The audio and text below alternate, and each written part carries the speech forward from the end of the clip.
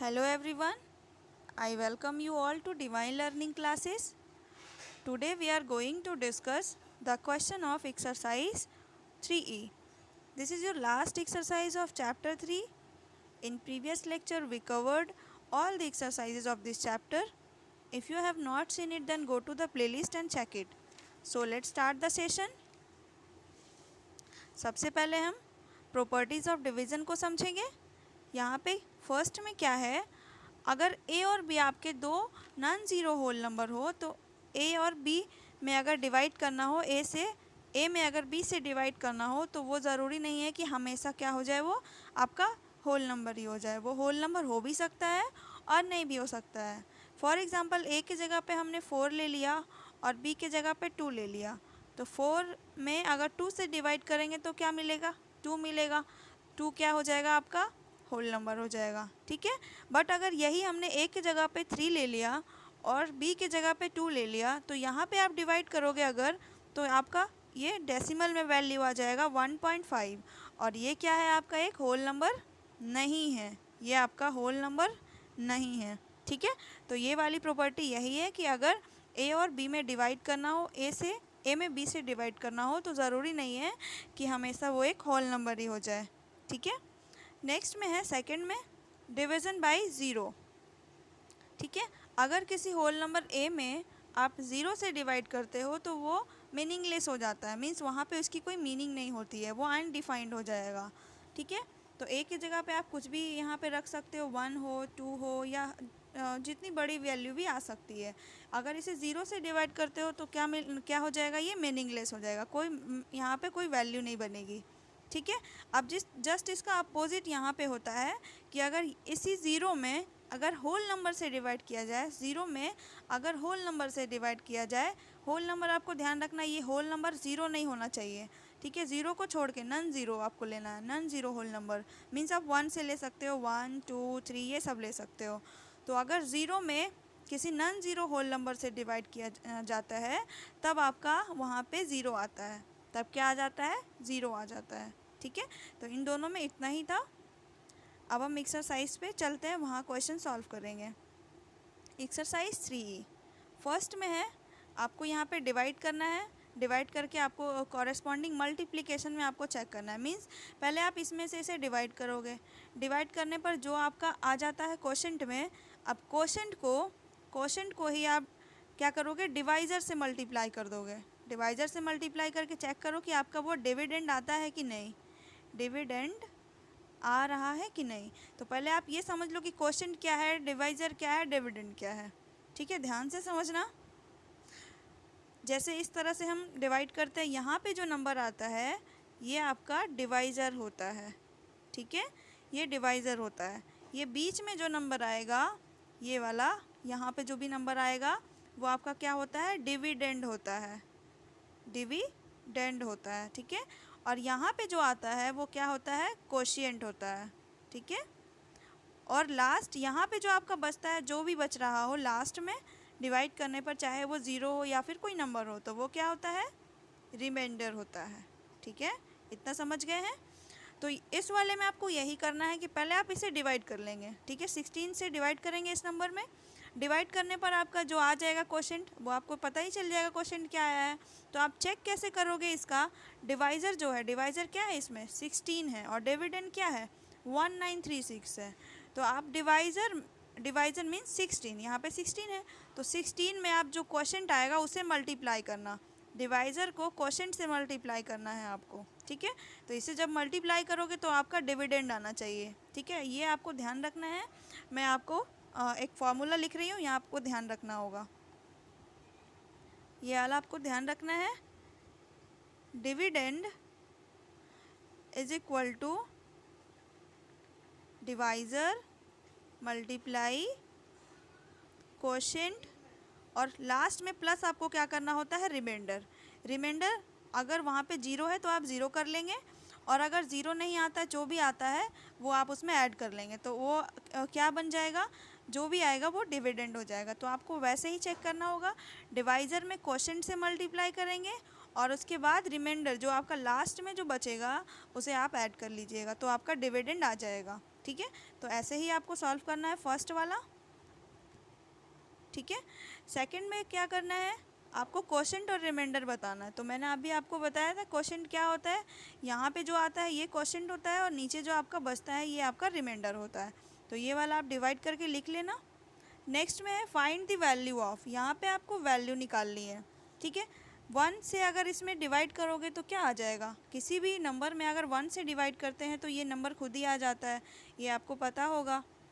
Next में question number second में क्या है, 0 में अगर किसी होल नंबर से आप डिवाइड कर रहे हो, तो ये वाली प्रॉपर्टी अभी हमने देखी थी कि 0 में अगर किसी होल नंबर a से डिवाइड करते हैं तो हमें क्या मिलता है, 0 मिलता है। तो यहाँ पे आपका आंसर क्या होगा, 0 हो जाएगा। फिर देखिए आपको यहाँ पे सॉल्व करना होगा, एक सेकेंड, यहाँ पे आपको सॉल्व करना है। आप देख पा रहे हो कि प्लस में है और फिर यहाँ पे डिवाइड करना है।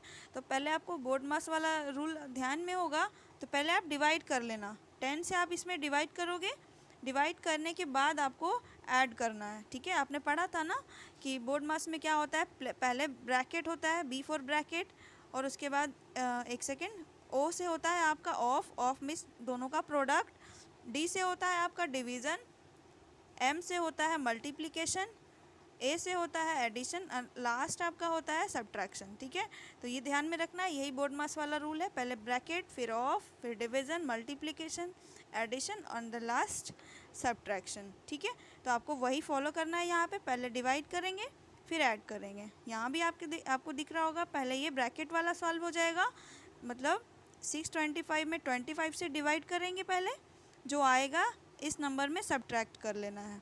ये भी आपका वैसे ही है, और इसमें क्या करना है, 6 में देखिए ये ब्रैकेट में और ये ब्रैकेट में बीच में वो माइनस का साइन है ना। तो इसमें क्या करोगे, अगर 1 सेम नंबर से डिवाइड हो रहा है, सेम नंबर से डिवाइड होता है तो क्या आ जाएगा, 1 आ जाएगा, बीच में सब्ट्रैक्शन वाला साइन लगाएंगे, फिर यहाँ भी सेम नंबर से डिवाइड करेंगे तो 1 आ जाएगा। तो 1 माइनस 1 क्या बनता है, 0। ठीक है, तो यहाँ पे आपका आंसर 6 में क्या हो जाएगा, 0 हो जाएगा। ये आपका क्वेश्चन नंबर 3 हो गया। नेक्स्ट में क्या है, find a whole number n such that n divide by n is equal to n। आपको एक ऐसा होल नंबर n बताना है कि n को अगर n से डिवाइड करें तो वो n हो जाए। ठीक है, मीन्स आपको ये एक तरह से प्रूफ करना होगा कि अगर कोई होल नंबर n है तो वो ऐसा n होल नंबर होना चाहिए कि n में अगर n से डिवाइड करते हैं तो हमें क्या मिले, n ही मिल जाए। तो चलिए इसे सॉल्व करते हैं।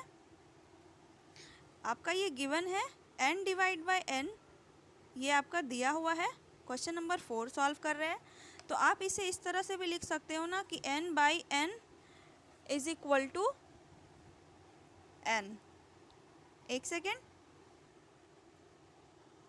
ओके, तो ये आप जान रहे हो कि ऐसे भी आप लिख सकते हो, n divide by n is equal to n। अब आपको यहाँ पे क्या करना है, क्रॉस मल्टीप्लिकेशन करना है। क्रॉस मल्टीप्लिकेशन मीन्स क्रॉस कैसे होता है, ऐसे होता है ना, तो आपको ऐसे ही मल्टीप्लाई करना है। मीन्स जो ऊपर होगा उसे इसे क्रॉस वाले से नीचे वाले में मल्टीप्लाई करना है, और इस साइड जो होगा वो इसके नीचे वाले में मल्टीप्लाई करना है। मीन्स यहाँ पे कुछ फ्रैक्शन में होगा, यहाँ भी फ्रैक्शन में होगा। आप समझ रहे हो, जैसे यहाँ पे आपको दिख रहा होगा n के नीचे आपका कुछ नहीं है। तो ये आपको हमेशा ये चीज़ ध्यान में रखना है कि अगर कोई होल नंबर लिखा गया है, जैसे मैंने कोई होल नंबर 4 लिख दिया है, तो आपको पता नहीं है इसमें क्या है, इसके नीचे हमेशा 1 छिपा होता है। ठीक है, आपको ये ध्यान रखना है कि इसके नीचे क्या है, 1 है। अगर इसके नीचे कुछ भी नहीं लिखा है तो आपको क्या मान लेना है कि 1 ही है।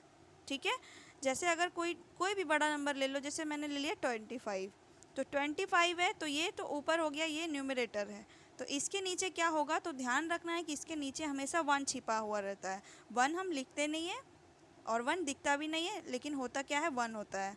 और अगर जब दिखना होगा तो दिख जाएगा खुद ही, जैसे दिखना होगा तो आपको 2 दिखेगा, 4 दिखेगा, 6 दिखेगा, ये सब आपको दिखेगा, बट 1 को हम लिखते नहीं है, लेकिन छिपा हुआ होता है 1। ठीक है, ये सब आप समझ रहे हो। तो जैसे कोई आपकी वैल्यू फ्रैक्शन में लिखी होती है 2/3, तो ये यहाँ पे आपको दिख रहा है, यहाँ पे 2 है, यहाँ पे 3 है, बट आप ये नहीं बोल सकते कि यहाँ पे 1 है, क्योंकि यहाँ पे आपको दिख रहा है, तो दिख क्या रहा है, 3 है, तो यहाँ पे 3 ही है। लेकिन अगर 2 सिर्फ लिख दिया जाए तो ये समझ लेना है कि नीचे क्या है, 1 है। ओके, तो ये आप समझ रहे हो इतना। तो आपको यहाँ पे पता चल गया होगा कि n के नीचे क्या है, 1 है। तो आप क्रॉस मल्टीप्लाई करोगे, मीन्स इस वाले n से यहाँ 1 में मल्टीप्लाई करना है, ऐसे मल्टीप्लाई करना है। तो n से 1 में मल्टीप्लाई करेंगे तो n आ जाएगा। मैं यहाँ पे लिख रही हूँ डैट इम्प्लाइज n हो जाएगा। फिर बीच में साइन है क्या, इक्वल का, इक्वल हमने कर दिया। अब इस वाले n से यहाँ n में मल्टीप्लाई करना होगा, ऐसे करना होगा। पहले हमने ऐसे किया, अब हम ऐसे करेंगे। तो n को n से मल्टीप्लाई करते हैं। आपने देखा होगा किसी भी होल नंबर को उसी नंबर से करने पर आप उसे यहाँ पर आपको क्योंकि दिख नहीं रहा है कि वो नंबर क्या है, तो आप इसे पावर में लिख सकते हो। तो क्या हो जाएगा, यहाँ पे 1 है और यहाँ पे भी पावर क्या है, 1 है। तो n raise to the power 2 हो जाएगा, n स्क्वायर भी बोल सकते हो।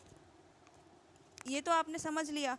तो अब आप ही बताओ कि यहाँ पे n के जगह पे ऐसी कौन सी वैल्यू रखी जाए कि इक्वल हो जाए।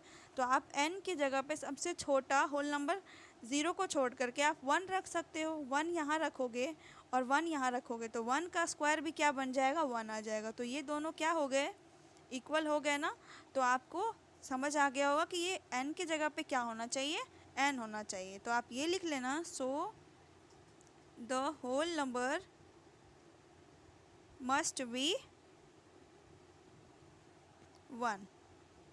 ठीक है, इतना आपको लिखना है। ओके, तो ये फर्स्ट वाला ये क्वेश्चन नंबर 4 आपका सॉल्व हो गया। आप इसका स्क्रीनशॉट ले सकते हो। नेक्स्ट क्वेश्चन पर चलते हैं। नेक्स्ट में क्या है, question number 5, the product of two numbers is this, if one of the number is this, find the other. यहाँ पे कहा जा रहा है कि दो नंबर का प्रोडक्ट मीन्स दो नंबर का मल्टीप्लिकेशन अगर ये है दिया हुआ और उनमें से एक नंबर ये है तो दूसरा क्या होगा। आप एग्जांपल से इसे समझो कि कोई दो नंबर है जिसका कोई दो नंबर का प्रोडक्ट अगर 50 है, उसमें से अगर मैंने कह दिया कि एक नंबर आपका 5 है तो दूसरा क्या होगा। तो आप कैसे बताओगे, आप इसमें इसे डिवाइड कर लेना, मीन्स 50 में आप 5 से डिवाइड कर लेना तो क्या बन जाएगा, 10। ठीक है, तो आपने देखा कि फर्स्ट वाला नंबर क्या है, 5 है, और सेकंड वाला क्या आ गया, 10 आ गया। अब देखो आप चेक कैसे करोगे, 5 को 10 से मल्टीप्लाई कर दो। 5 को 10 से अगर मल्टीप्लाई करोगे तो क्या बन के आएगा, 50। तो देख रहे हो ना, यहाँ पे 50 ही तो था दो नंबर का प्रोडक्ट, है ना। तो इस क्वेश्चन में यही करना है, इस नंबर से इसमें डिवाइड करना होगा। डिवाइड करके जो आएगा वो आपका अदर नंबर हो जाएगा। तो इसे आप सॉल्व कर सकते हो। आप ऐसे करके लिख लेना, थोड़ा सा मैं लिख दे रही हूँ। प्रोडक्ट ऑफ टू नंबर, जो आपका वो नंबर दिया है, क्या दिया है, 5 0 4 3 4 7, आई थिंक यही है। वन ऑफ द नंबर क्या है, 317। तो आप अदर नंबर को x मान सकते हो। Other number is equal to, आप ऐसे कर लेना, 5 0 4 3 4 7 डिवाइड करना है आपको 317 से। डिवाइड करके जो आएगा वो आपका आंसर हो जाएगा। ठीक है, नेक्स्ट पर चलते हैं। नेक्स्ट में क्या है, आप इसका स्क्रीनशॉट ले लीजिए। Question number 6, on dividing this number by a certain number, the quotient is 189 and the remainder is 37, find the divisor। तो ये वाला देखिए, आपका जो मैंने आपको एक फॉर्मूला बताया था, dividend equal to divisor multiply quotient plus remainder, ये उसी टाइप से सॉल्व होगा। यहाँ पे आपका डिवाइडिंग किसी भी नंबर से अगर आपको किसी नंबर से अगर इसमें डिवाइड किया जाता है, कोई भी आपका डिवाइज़र होगा, अगर उससे इसमें डिवाइड किया जाता है तो क्वोशेंट इतना रहता है और रिमाइंडर इतना होता है। तो पूछ रहा है कि वो डिवाइज़र क्या होगा, तो आपको वैसे ही निकालना है जैसे हमने फॉर्मूला लिखा था।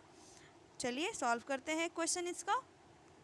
क्वेश्चन नंबर 6 क्या था, डिविडेंड इज इक्वल टू, आपका डिविडेंड दिया हुआ है, पहले हम उसे लिख लेते हैं, 59761। ठीक है, आपका क्वोशेंट भी लिखा हुआ है, क्वोशेंट है आपका 189, और आपका रिमाइंडर मैं से आर से लिख रही हूँ। ठीक है, रिमाइंडर क्या है आपका 37।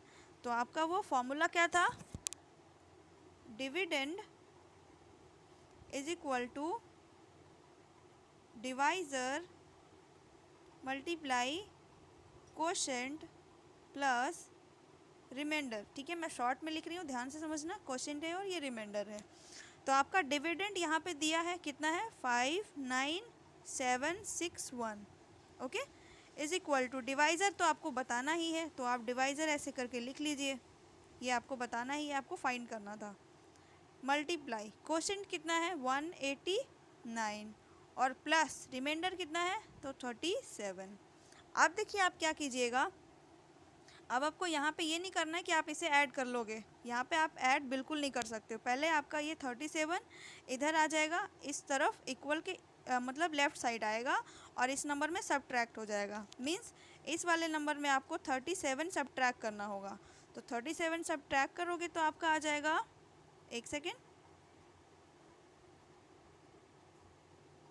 सब्ट्रैक्ट करने पर आपका आ जाएगा 59724 इज इक्वल टू, अब इधर देखिए आपने 37 तो सब्ट्रैक्ट कर दिया, तो ये तो आपका रहा नहीं, आपका सिर्फ ये बचा हुआ है, डिवाइज़र मल्टीप्लाई 189, ये तो आपने सब्ट्रैक्ट कर दिया। ठीक है, अब आपको डिवाइज़र बताना है। तो आप देख रहे हो यहाँ पे ये दोनों मल्टीप्लिकेशन में है, तो एक नंबर अगर आपका इधर आएगा तो वो क्या हो जाएगा, डिवाइड में आ जाएगा। अगर इक्वल के दूसरे साइड कोई नंबर आता है और अगर वो मल्टीप्लिकेशन में हो तो वो डिवीज़न में चेंज होता है, प्लस में हो तो वो सब्ट्रैक्ट हो जाता है। जैसे हमने यहाँ पे देखा था ये प्लस में था, तो हमने इसे इक्वल के दूसरे साइड ले आया, दूसरे साइड जब लाया तो यहाँ पे क्या हो गया, ये प्लस से इसका साइन चेंज हो गया, प्लस से क्या हो गया वो माइनस हो गया।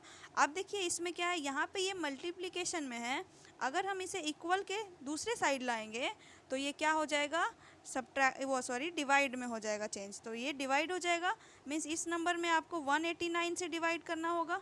ठीक है, तो 189 से आप डिवाइड करोगे तो आपका क्या आ जाएगा, आप ऐसे करके लिखोगे, स्पेस कम है थोड़ा सा, डिवाइज़र इज इक्वल टू, इसमें से इसको डिवाइड करना है, एक सेकेंड,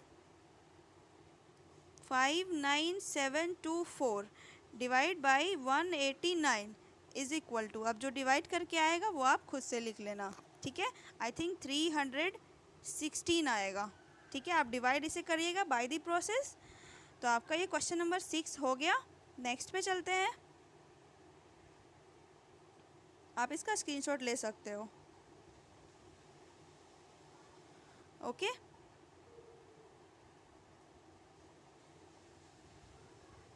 ये देखिए आपके लिए ये लिखा हुआ है, आप इसे देख सकते हो। यहाँ पे हमने सॉल्व करा हुआ है सारा क्वेश्चन, आप यहाँ से भी इसे लिख सकते हो। ओके, नेक्स्ट क्वेश्चन पे चलते हैं। Question number 7, on dividing this by this the remainder is 75, find the quotient using the division algorithm.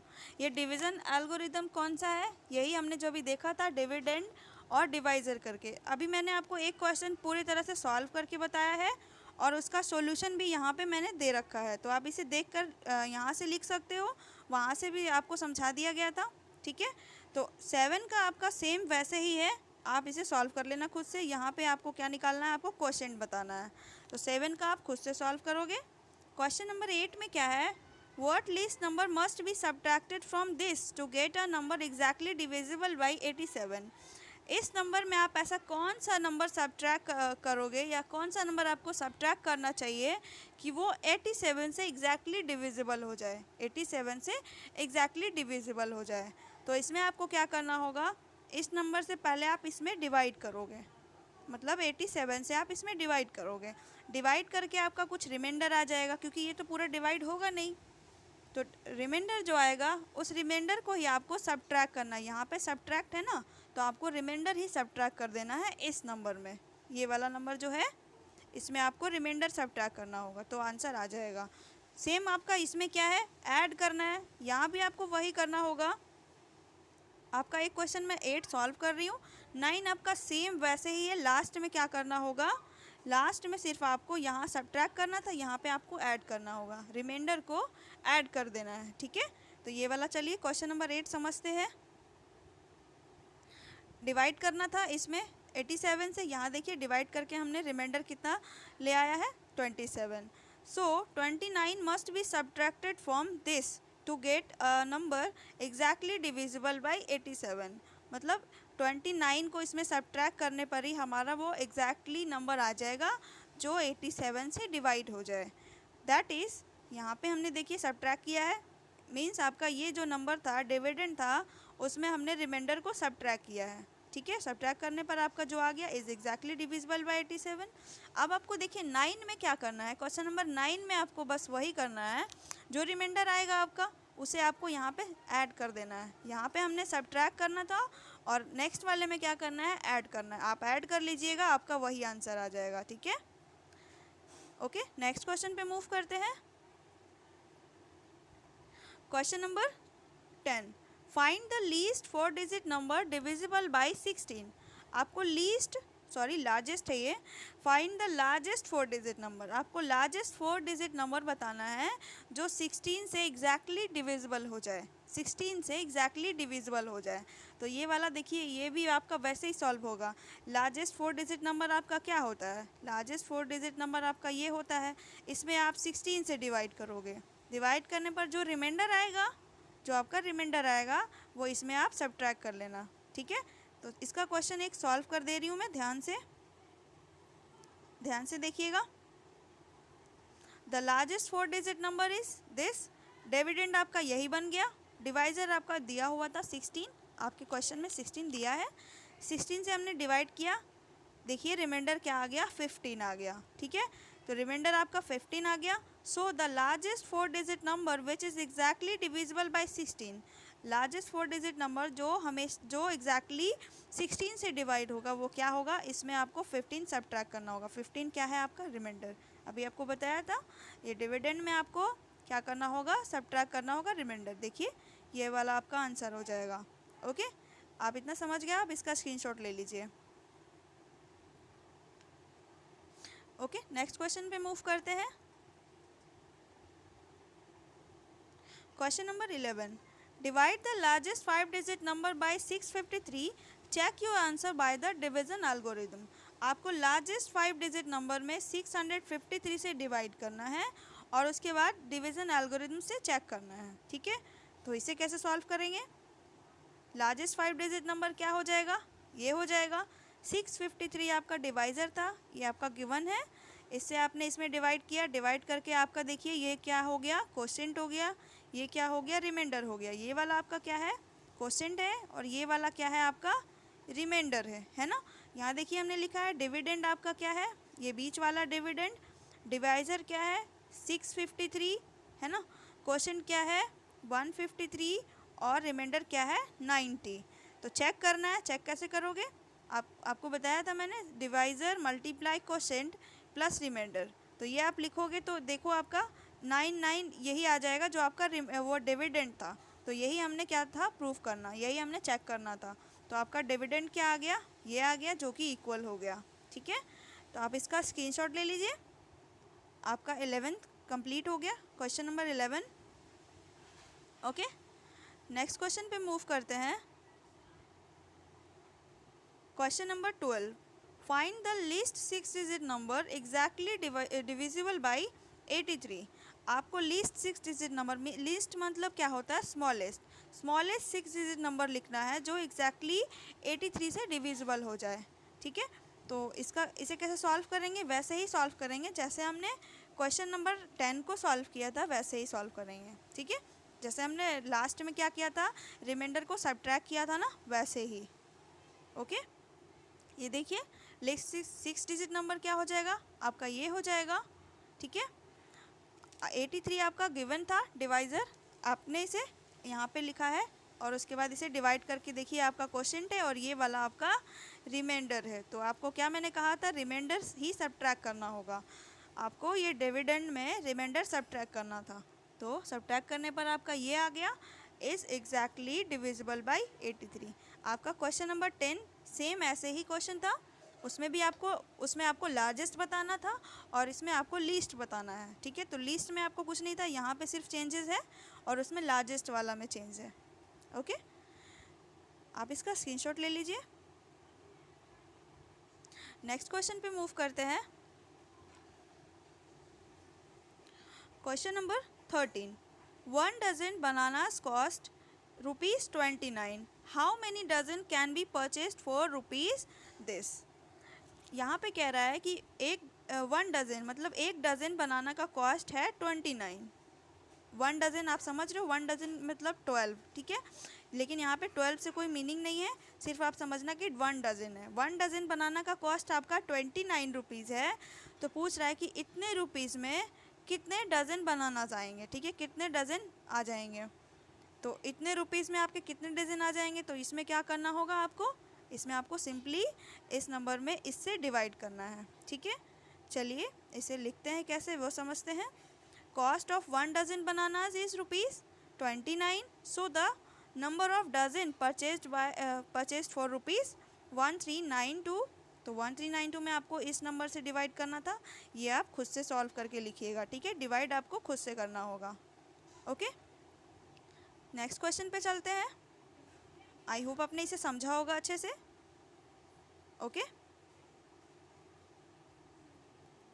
Question number 14, this number क्या है ये, 19,625 trees have been equally planted in 157 rows. यहाँ पे कह रहा है कि इतना ट्रीज जो है, इतना 157 रोज में प्लांट किए गए हैं। मीन्स रोज़ का मतलब क्या होता है, रोज़ आपका जो होता है इस तरह से रोज़ होता है, ठीक है। ये पहला हो गया, ये दूसरा हो गया, ये तीसरा हो गया, ठीक है।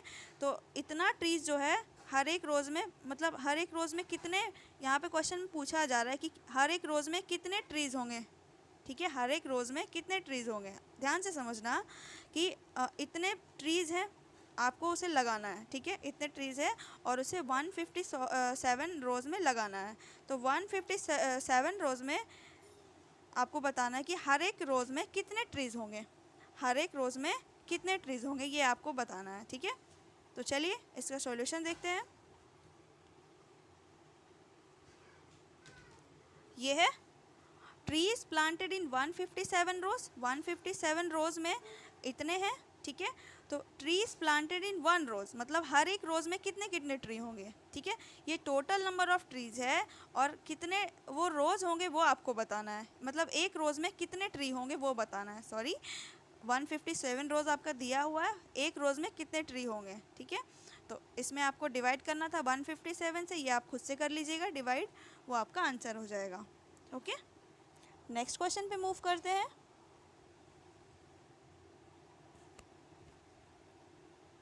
Question number 15, the population of a town is this. किसी टाउन की पॉपुलेशन जो है वो इतनी है, कोई भी टाउन है उसमें इतने लोग रहते हैं, ठीक है। इफ़ 1 आउट ऑफ एवरी 15 मतलब हर 15 में एक, हर 15 में एक जो है, ऐसे करके आप लिख सकते हो, इससे समझ सकते हो कि हर एक 15 में एक जो है रिपोर्टेड टू बी इलिटरेट। वो क्या है, लिटरेट है। लिटरेट मीन्स क्या होता है, पढ़ा लिखा जो होता है, एजुकेटेड जो होता है उसी को बोलते हैं लिटरेट है, ठीक है। Find how many literate person are there in the town. तो पूछा जा रहा है कि उस टाउन में कितने लिटरेट पर्सन होंगे। पहले आप समझो ध्यान से कि इतना पॉपुलेशन है किसी टाउन की, और हर 15 लोग में जो है एक जो है वो लिटरेट है, हर 15 में एक जो है क्या है वो लिटरेट है। तो पूछा जा रहा है कि उस पूरे टाउन में कितने मतलब कितने पर्सन क्या है लिटरेट होंगे, ठीक है। तो इसमें क्या करना होगा, डिवाइड करना होगा सिंपली। देखिए, पॉपुलेशन ऑफ द टाउन इतना है, किसी टाउन की पॉपुलेशन 1/15 मतलब 15 में 1 जो है population is reported to be literate, ठीक है। 15 में जो एक है वो क्या है लिटरेट है। तो डैट इज़ आपको इस वाले में 15 से डिवाइड करना था, हमने इस तरह से लिखा है आपको समझाने के लिए। This 1/15 of this number. तो इसमें आपको 15 से डिवाइड करना होगा, 15 से आप डिवाइड कीजिएगा, जो आएगा वो आपका आंसर हो जाएगा, ओके। नेक्स्ट क्वेश्चन पे मूव करते हैं। Question number 16, the cost price of 23 colour television set is rupees this. 23 colour TV set है जिसका जो कॉस्ट है वो इतना है, कलर टीवी सेट है जिसका कॉस्ट प्राइस जो है वो इतना है। Determine the cost price of each TV set in if each cost the same. इसमें कहा जा रहा है कि हर एक टीवी का आपको कॉस्ट प्राइस बताना है, अगर वो सबका कॉस्ट प्राइस जो है वो सेम है अगर, तो एक टीवी सेट का आपको कॉस्ट बताना है। तो क्या करना होगा, 23 से इसमें डिवाइड कीजिए, आंसर आ जाएगा, है ना। तो आप ऐसे लिख लेना, cost price of 23 colour TV sets rupees this, cost price of 1 colour TV set, ठीक है। तो आपको इसमें 23 से डिवाइड करना होगा, जो आएगा आपका आंसर हो जाएगा। 23 से आप डिवाइड कीजिएगा, आपका आंसर आ जाएगा। ओके, तो आपका ये वाला एक्सरसाइज आपका चैप्टर 3 कंप्लीट होता है। अब हम नेक्स्ट वीडियो में मिलेंगे नेक्स्ट एक्सरसाइज के साथ, नेक्स्ट चैप्टर के साथ। Thank you and have a good day.